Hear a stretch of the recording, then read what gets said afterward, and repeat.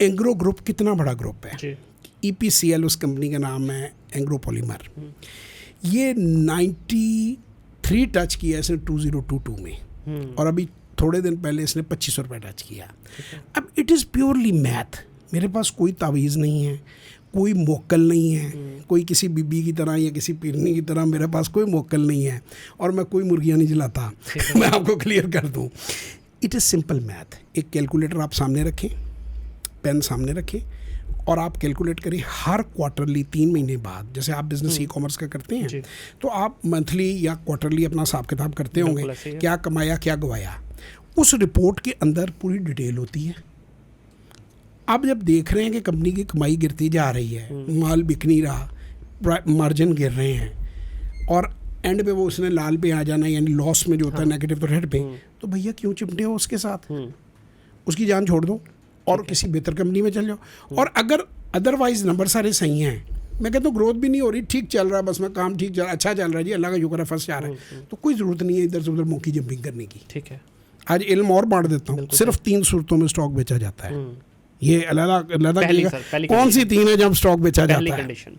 पहली कंडीशन कि आपकी कंपनी ओवर प्राइस हो जाए, हमारी पेट्रोलियम की तरह को बंदा उसको पड़ जाए और वो उसको पंप कर रहा है और आप कहते हैं कि यार ये अनरियलिस्टिक वैल्यूएशन मैथ से मैच नहीं हो रही, ये किसी हाइप की वजह से चल रही है, इमीडिएटली गेट आउट। ठीक है, नीचे आएगा फिर ले लेना। अच्छी कंपनी।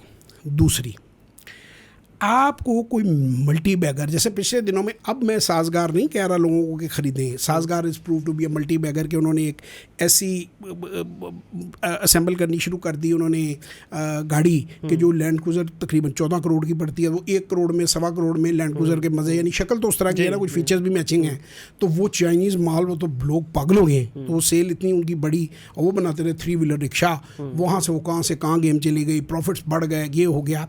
तो आपको मल्टी बैगर नज़र आ गया, कोई से मल्टी बैगर से बैगर है कि ये कई गुना कर देगा मेरे पैसों को, तो आप कहते हैं कि यार ये मैं स्लो, ये 10%, 15%, 20% देगा, ये जो है इसमें 300% आ सकता है, तो आपने वो बेचा। पैसे तो लिमिटेड होते हैं ना, उसमें से बेच के उसमें निकल गए। ये सूरत नंबर 2। सूरत नंबर 3, ये EPCL। ठीक है, कंपनी अच्छी है, ग्रुप अच्छा है, माजी में बड़ा अच्छा प्रॉफिट कमा रही थी, अचानक हालात बदल गए, अचानक कोई टैक्सेशन बदल गया, कोई इंटरनेशनली कोई प्राइस, ऑयल की कई चीज़ें, ऑयल की प्राइस से सेंसिटिव होती हैं, तो अब कंपनी नज़र आ रहा है कि ये प्रॉफिट नहीं बनाएगी, ये लॉस में चली जाएगी। या एक बार मैं फौजी सीमेंट की मिसाल देता हूँ, तो उनका एक हिस्सा बैठ गया था प्लांट का, तो सबको उसी वक्त रिपोर्ट कर देते हैं, ये इतनी ट्रांसपेरेंसी है, PSX के ऊपर आ जाता है नोटिस। तो अब आपको पता है कि ये डैमेज हो गया कंपनी को और ये 6 महीने, साल, 2 साल लगेंगे इसे रिपेयर होने में, तो आप बेच के उसमें से बाहर निकल जाओ। ठीक है, इसके अलावा से ये शेयर बेचना मेरी समझ में नहीं आता। ठीक है, अच्छा, अब आपके पास एक पोर्टफोलियो आ गया, डेफिनेटली आपने 30,000 की मिसाल ले लेते हैं। अब 30,000 से अगला जंप आपको कब करना चाहिए? जब आपके रिजल्ट्स आपको दिखा रहे हैं कि आप में इतना शऊर आ गया है। देखे ना, ये वही वाली बात है, आप 7 साल की उम्र में बच्चे की शादी क्यों नहीं कर देते? अब जब आप नॉर्मली किसी को कहना ये बड़ा हो गया, 20 साल 22 साल का हो गए, उसकी अम्मी क्या कहती है, क्या जवाब आप लोग नॉर्मली क्या जवाब सोच, भाई कुछ कमाए तो सही, कोई जिम्मेदारियां तो उठाए, कल आज की जगह कल की जगह आज कर देंगे। हाँ, बिल्कुल ऐसे ही है। ठीक है ना, तो इसी तरह पोर्टफोलियो उठाना भी तो एक जिम्मेदारी है ना।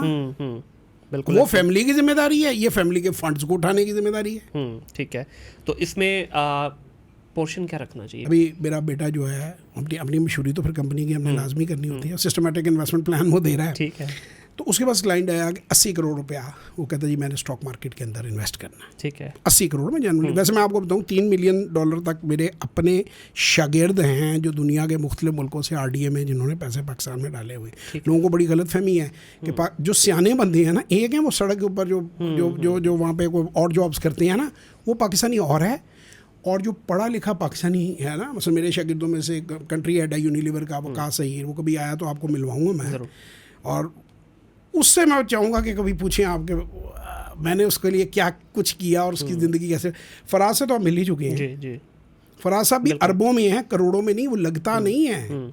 ही इज़ अ बिलियनियर, उसके अकाउंट्स मेरे पास हैं, मुझे पता है कि उसके पैसे कितने, 1 करोड़ के 7 करोड़ तो उसने किए हुए, उसने तो वीडियो बना के भी डाली हुई है।